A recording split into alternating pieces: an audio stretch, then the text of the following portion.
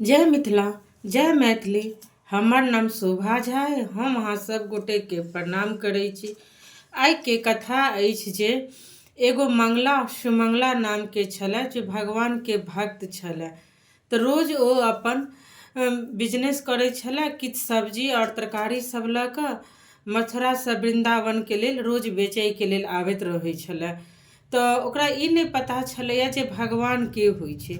तो एक दिन सब्जी सबेर सकाल बेचा गेलै।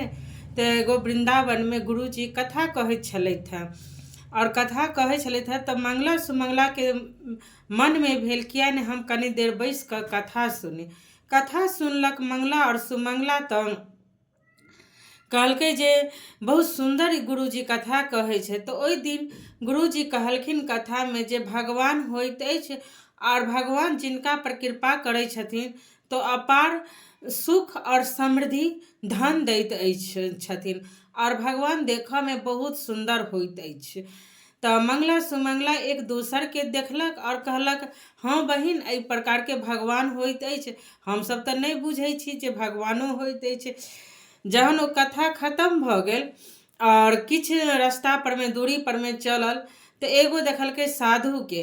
तऽ मंगला कहैया कि बहिन सुमंगला देख, एगो हुआ भगवान जा रहल छथि। आ तऽ केना बुझै छी ई भगवान छथि? आ तऽ ई तऽ भगवान टाइप से नहीं लगै छै, भगवान तऽ बहुत सुंदर रहै छथिन। दूर से अपन एक दोसर से विचार कऽ कऽ कहलखिन चल लग में। तऽ ओ जे साधु छलथि है ना, तऽ हुनका झोला झपटा में भगवान छलखिन और किछु सामान छलै, और राखि कऽ अपन सोच के तरफ गेलथि। तऽ जहन ओ गेलथि उम्हर, तऽ कहलखिन कि चल एहिमे देखै छी झोला में की सामान सब अछि। तऽ ओ खोललथि मंगला सुमंगला, और साधु उम्हर चलि गेल छलथि हेँ पोखरि दिस। तऽ खोललथि तऽ देखलथि ओहिमे एगो भगवान छथिन, और ओ झोला में किछु फूल माला सब अछि।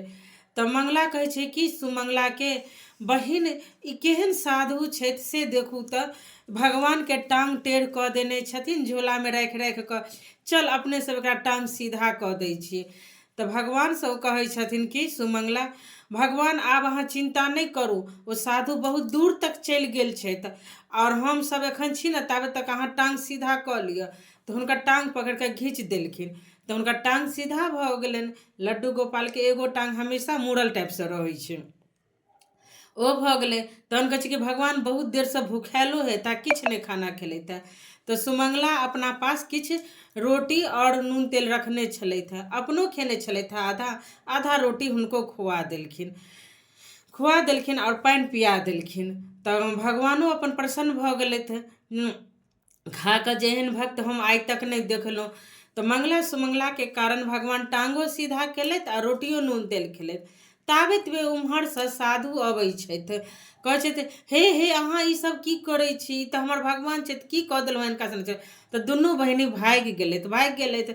तऽ कहै छथिन कि ई तऽ भगवान हमर नहीं छथि, हमर भगवान के तऽ टांग टेढ़ छलथि हेँ। बहुत गौर से देखलथि तऽ कहलथि कि नहीं, हमर भगवान के तऽ एहने टीका लागल रहै छलै, एहने मुँह रहै छलै, ई तऽ हमरे भगवान छथि। तहन कहै छथिन कि प्रभु अहाँके कोन लीला अछि जे हमरा समझ में नहीं आबैया।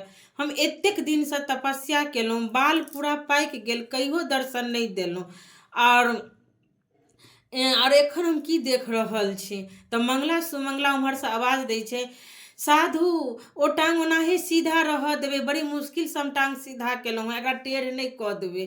तखन हुनका समझ में एलनि जे भगवान के ई दुनू भगवान दर्शन देलखिन हँ मंगला सुमंगला के। तो कानऽ लगलै साधु जे हम एतेक सेवा केलहुँ, अहाँ दर्शन नहीं देलहुँ।